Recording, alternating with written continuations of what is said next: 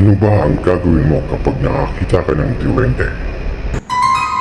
Kahit nakamay lang kayo ha. Tapos wala kayo ibang white, puti. Ha? Huwag kayo tatawa. Walang hihibo. Okay. Walang limit, walang magsasalita ha. Okay. At dito, pinapasok ko na sila sa kwarto upang simulan na ang mahiwagang orasyon na minanako pa sa aking mga kaninu-ninuan. Meron ditong tatlong patak na kanila. Sa ibang gagawin ko, nikakapanyan. Tapos ililipat nyo sa akin ang kapalang para maging kamukha nyo yung duwende ha. What? Tapos ang isipin nyo, puti lang. Okay. Natural yan, yung reaksyon nyo. Medyo natatawa kayo. Diba? Kasi hindi, natatawa na funny, parang hindi totoo, parang ano. Pero mamaya magugulat kayo paglabas nyo. Basta walang sisigaw kung ano yung makikita nyo ha, sa labas ha. Walang sisigaw, walang tatakbo ha. Baka makapakan yung iba. O bibigyan ko kayo ng ilang minuto para tumawa. Dahil mamaya, bawal na kumibo, bawal na tumawa. Ay, paano na? Diyan na kayo. At dito, lumabas na nga ako upang kunin ang mga aparato na gagamitin ko para sa aking mahiwagang orasyon. Santo kasi alam naman yung boss institution kung paano tayo magpapagma. Dito naman ay habang hindi pa nagsisimula ay may bata nang umiiyak sa takot. Wait naman yung lalabas eh. Lang, basta isipin mo lang puti, walang itim, ha? Puti. Wala kami ha. Puti, puti. Wala kami ha. Huwag mo tatakot kasi nandito naman papa mo tsaka mama mo. Gusto kami bitaw mo, kakapiyangan mo. Lalabasin tayo mo yan. Seryoso ka. Pag nagsimula na ako mag-orasyon, seryoso ka ha. Hindi si Papa oh. Seryoso lang. Nandito si papa tsaka si mama. Tapos kahit anong mangyari, walang mumulat ha. Walang mumulat. Yun lang ang pakasapsin nyo. Isipin nyo lang puti. Walang mumulat. Walang hahalinghing, walang tatawa. Intindihan. Tapos pag pinatayo ko kayo ng dahan-dahan, tayo lang kayo ng dahan-dahan ha. Basta makinig, boses ko lang pakikinggan nyo ha. Bus na tawa nyo. Game na tayo ha. At dito, habang nakapikit, nakatungo, at hawak kamay silang lahat, ay sinimulan ko na palabasin ang mga latin na babanggitin ko sa aking mahiwagang orasyon gamit ang mga pinggan at kantila.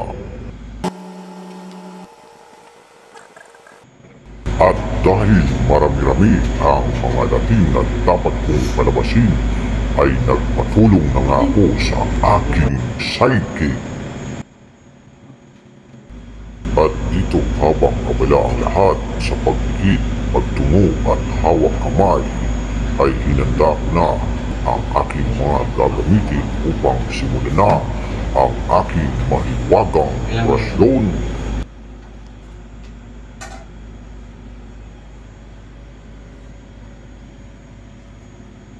Makalipas ang ilang minuto ay natapos din ang orasyon. Walang gagalaw, walang tatakbo.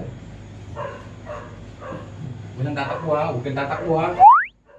Habang sila ay palabas at dito ay may nagsuka na nga. Oh my God! Kayo ba?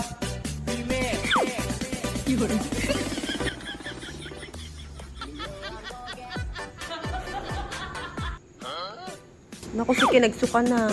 Na paano na kaya? Puro kasi puti, dapat ang puti ang iniisip. Ayan na. Kapit ha, kapit. Kaya nga.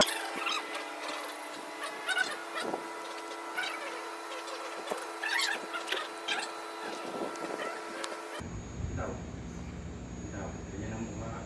Walang mumulat ha, walang mumulat.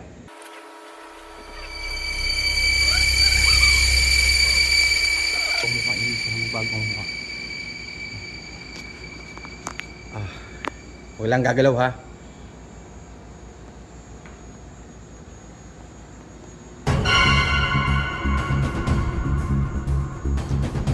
Walang gagalaw. Patient ko lang yung tsura.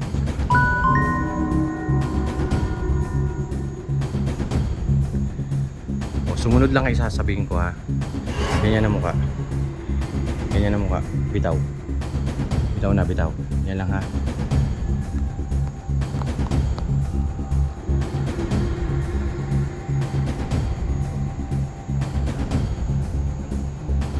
Matakot, huwag matakot.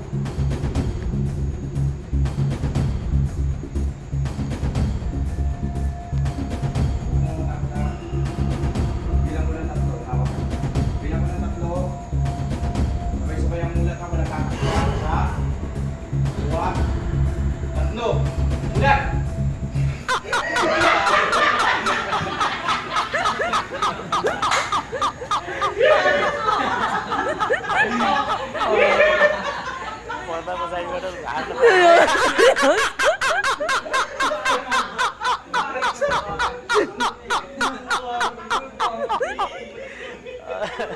खास हजुरले हाँसोस् भनेर यो पर्सनको कुट्या जस्तो लाग्छ